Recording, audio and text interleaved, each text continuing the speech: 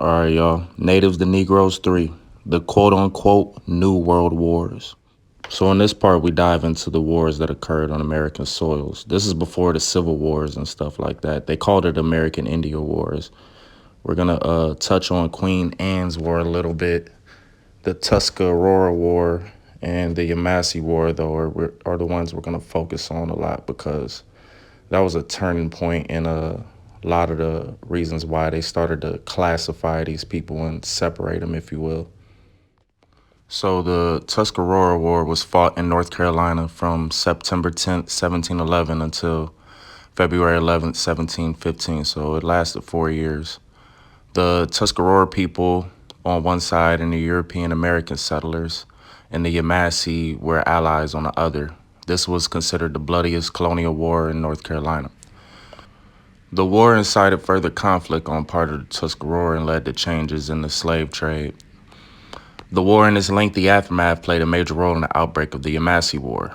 The Tuscarora were an Iroquois-speaking tribe of the interior, and they began attacking colonial settlements of North Carolina in 1711.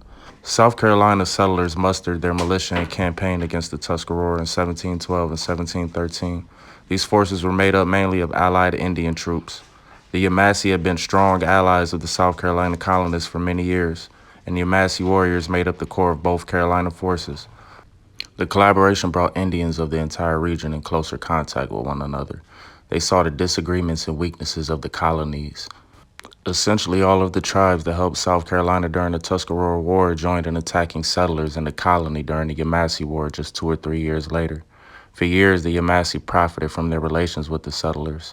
By 1715, the deer had become rare in Yamasee territory, probably from overhunting.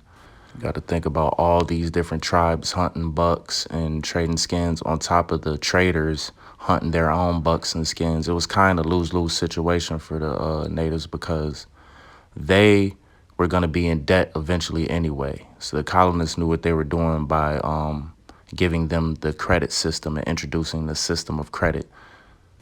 So at this point, it's like a fallout is starting to occur. So we had the northern tribes who came down to the Carolinas and was fucking with the southern tribes people. You know how black people are. We welcoming of everybody. So we initially was welcoming of the colonists and had them amongst us and did trade and stuff with us. It's like you got your white boy in the hood. Them are white boys. Ain't no other hood finna come fuck with our white boys type shit. So that's what that was. That's why the Tuscarora War kind of had us going against each other. And let's be real, our people always tribal, always been tribal, always gonna be tribal. Like, y'all not finna come on our lands and be hunting on our lands. It's like on the block. Like, ain't no other niggas finna come on our block and be setting up shop, trapping, and do it. It's not going down. So it's like we already got our trade going on with these people, you know what I'm saying? These are people that decided to settle in our area. Y'all can't come fucking up our money. Like, the deer skin was the money. And side note, fun fact, the term bucks, getting bucks, or I got bucks, or you know what I'm saying, that comes from the actual trading of buckskin. So at this point, we're getting the layout of the territories and of the land and seeing the trading patterns of all these different tribes, right? Because everybody had their own system and culture and way of doing things. Like I said, we've always been tribal, and we've had skirmishes and back and forths to where we would capture each other and enslave each other. But what the Yamasee had experienced in taking up arms with the colonials was the chattel slavery aspect of it. You know what I'm saying? And they was like, fuck that. Y'all taking things too far. So they started to see the writing on the wall and they started to plot. So let's read through this Wikipedia article and then we'll get into some books and some firsthand accounts. The Tuscarora War did not ensure lasting peace in the region. On Good Friday, April 15th, 1715, a group of Native Americans attacked South Carolina. Among them were Appalachians, Savannahs, Lower Creeks, Cherokees, and Yamasees, as well as others. This attack began what is known as the Yamasee War. The Yamasee and other tribes in South Carolina learned from the Tuscarora War that colonial settlers were heavily invested in the slave trade of Native Americans. So at this point, is we got to get them before they get us. And it's funny how the tables turned, and you see how opportunistic everybody was. The Tuscarora people then sided with the colonists in this war. Our tribalism has always plagued us. We gotta get that shit together. The reports of pre-war trade abuse combined with South Carolina's post-war efforts to overhaul the Indian trade have led many historians to believe that trade controversies and trader misconduct were the overriding cause of the Yamasee War.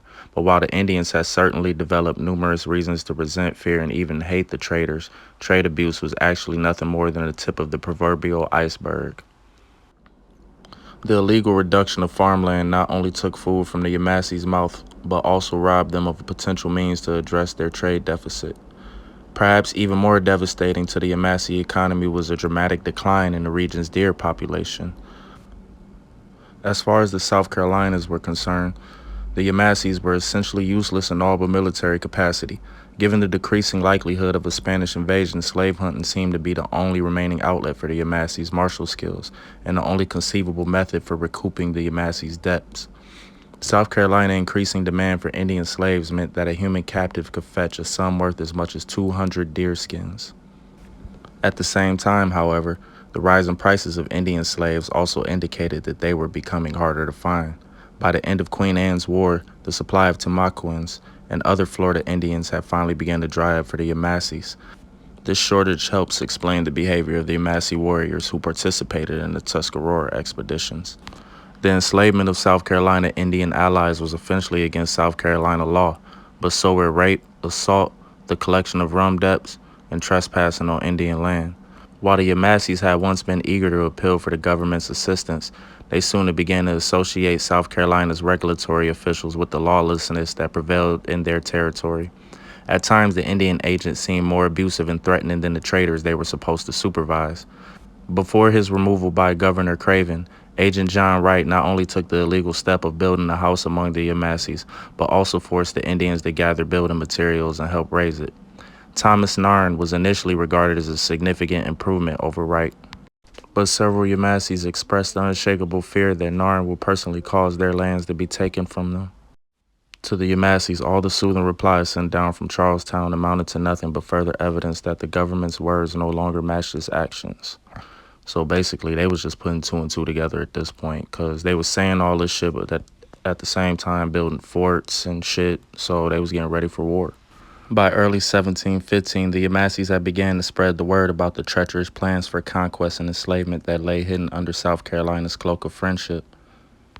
So the people that had trade interests and became wealthy and were invested in these areas wanted to smooth things over. So they sent Thomas Narn and John Wright, a couple of diplomats, to kind of talk to the natives, if you will, and kind of come up with a treaty. But they was talking reckless. Think of the movie 300, where Xerxes sent his representatives to the Spartans, but he was talking crazy. He disrespected the man's wife, like all types of stuff. So they set it off. And that's exactly what the natives did. They was like, nah, we ain't going for this. We see the writing on the wall. You're talking crazy. You're building forts up. And it's just best we get the jump on y'all before y'all get us. You know what I'm saying? It is what it is.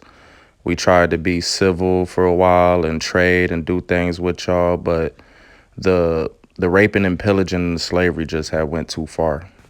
We talked about the slave trading and the buckskins and the natives being in debt.